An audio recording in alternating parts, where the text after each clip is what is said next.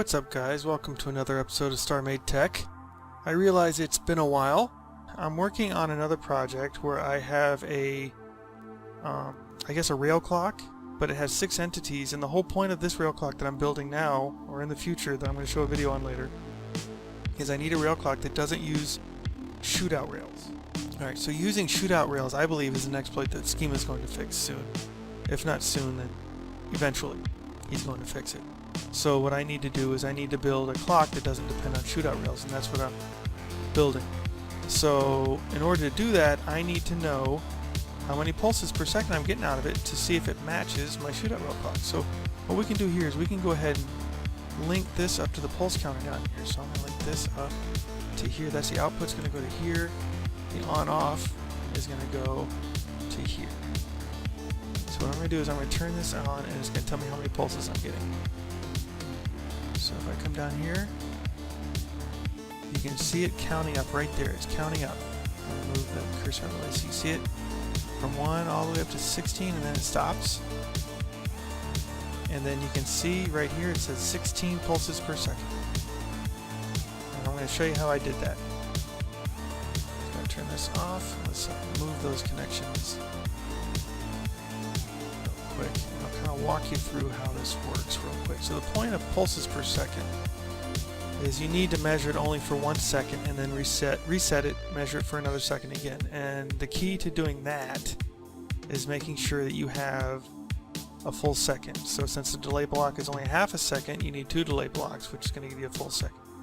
And so what's going on here is it's going to activate here. As soon as this is activated, this AND gate is on. It's going to also activate this AND gate. This AND gate is what receives the pulses. So when it's on, it's going to be on. Activates that. Activates that. As soon as that gets activated, it turns off this AND gate until it gets turned back. Well, let's let's just activate. So it turns that on, turns that on. As soon as that gets turned on, it turns this off,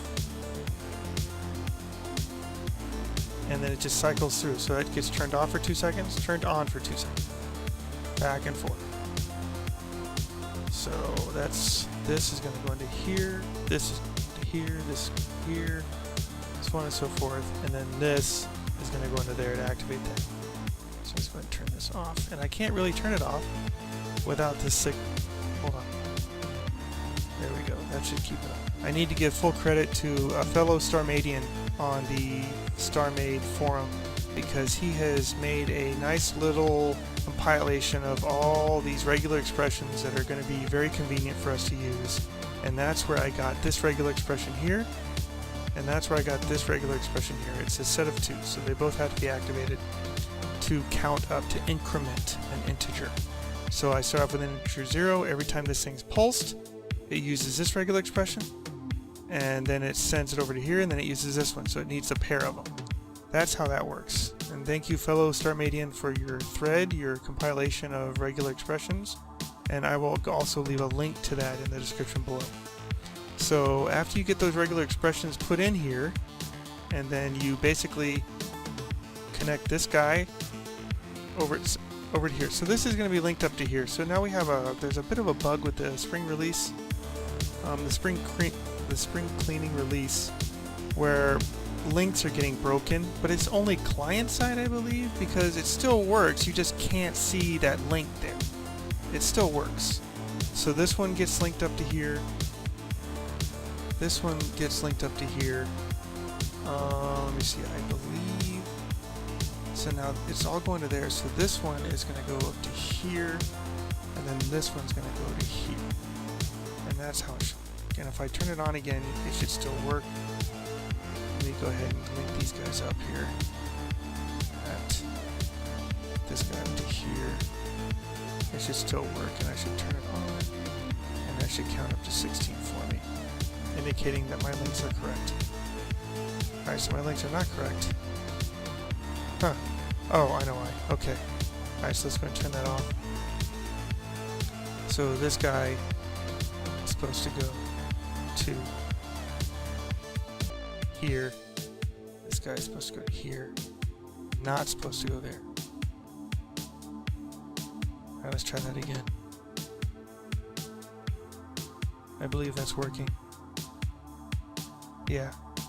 So what happens is it counts it up every time, and then it sends it over to here. So you don't see this one counting up. That just does a report after it's done counting. So I guess we have the 17th pulse on that one. And this will count up.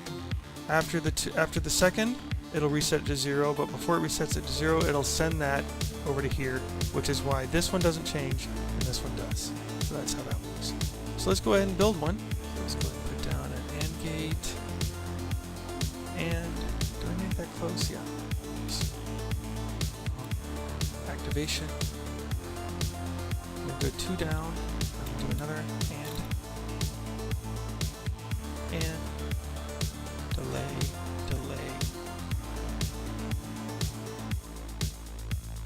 Activation. Not. Let's put down our displays. We need to get a display first. Right. Point it up.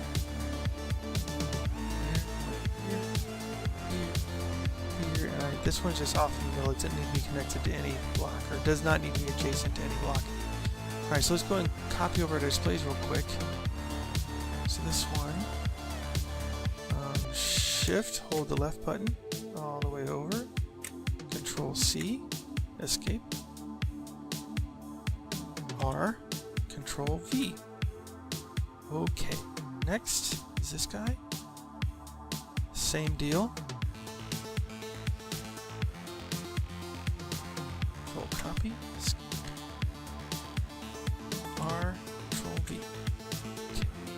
Now this one we only need to copy this guy because it's going to get propagated all throughout the other 2 blank display modules without me having to enter those in manually. So we just need that one there. Okay, that should be enough. Now let's go ahead and get all this stuff connected up properly. CV, CV, CV, CV, CV. Then this goes into here, back there. Now let's connect our display modules up. So this one's going to go into here. This one's going to go into here. This one's going to go into here. And then this one's going to go into here. Let's go and get that NOT gate situated. And that turned it on, so we need to turn that off. And that should turn it off. As soon as I turn this on, it should start counting up. Oh, let's get this connected up here. That input there. So it should count up. And we got 15 pulses per second, or 16 pulses per second, which is exactly what a shootout rail clock should be putting out if you're only measuring the highs. Alright, so let's turn that off. So that's how you do that. Next, what we're going to do is we're going to go over making them smaller and rectangular shapes so you can fit them in nice little compact spaces on your ship. So, 2 AND gates there. I'm going to want my delay blocks there. And I want it up there just for personal reasons. It doesn't have to be up there, but it helps me remember where the links go. I'm going to want a NOT gate and then an activation block here. Now let's go and get these connected before I put the display blocks down. So what's going to happen is this is my turn on off right here. So that's going to go into here, to that delay block first, down to this delay block, and this delay block is going to go into this activation. This activation is going to go into this NOT, and this NOT is going to go back into that first AND block. The AND block that was for inputs. Alright, so now this AND block is going to control how often it receives pulses, so it's going to be controlling that AND block there. And this AND block is going to be linked to that activation. So let's throw our display blocks down. Now it doesn't matter which direction the display blocks are going to go for these, I guess, utility blocks here, because they're just used to come up with the number. Where you're going to actually display it, well, that's a different matter. So I can have all these just facing down if I wanted. Alright, so right up right, that should go. Okay. so let's go ahead and grab this guy.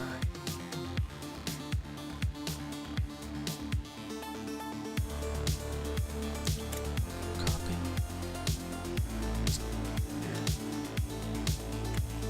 Yep. This guy. R. Left, right, shift, left. Control C, escape. R, Control V. Okay. Alright, so this guy should be ready to go. Now I just gotta link up all these displays. C, V, C, no, not that guy.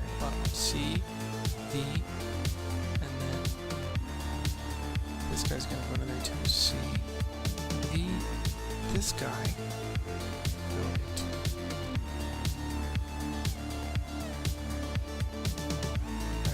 Alright, so let's start it up. Alright, so this is my output. I'm going to hook this up to here. On, off. It's going to be hooked up to here. As soon as I turn this on, it should start counting up. Oh wait, I got to reset my... I got to turn on that NOT gate there. There we go. Now it should be good to go. As soon as I turn it on, it should count 16 pulses per second. And it is 15 now, but it'll go up 16. There it goes. 16 pulses per second, so it's working flawlessly. Alright guys, that's all I got for now. Next video I'm hoping to do a non-shootout rail clock. That'll use standard rails instead of shootout rails, and hopefully it'll be update proof. But until then, I hope you liked this video. If you liked it, give me a like. If you want to see more, please subscribe. Let me know you like what you're seeing. If you have any comments or concerns, please leave them in the comment section below. I read all of them, and I try to respond to all of them. So thanks for watching, and peace out.